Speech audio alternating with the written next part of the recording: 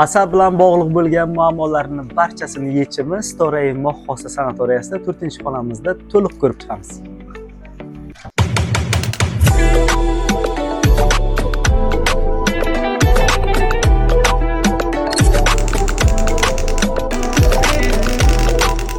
Ve 10 yildan beri Storay Moxosa sanatoriyasiga tashrif buyurishgan dam oluvchilarimiz ham hatto ushbu apparatimizning nima ekanligini bilishmaydi.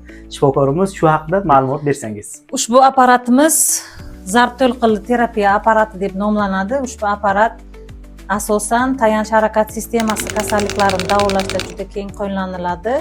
Apparatning asosiy vazifasi suyak bo'g'im sistemasi kasalliklarida uchraydigan shamollash jarayonlari, shikastlanishlar, yemirilish, osteoartroz, osteoxondroz, disk uchurlari bo'lgan bemorlarga yaxshi natijalar berib kelyapti.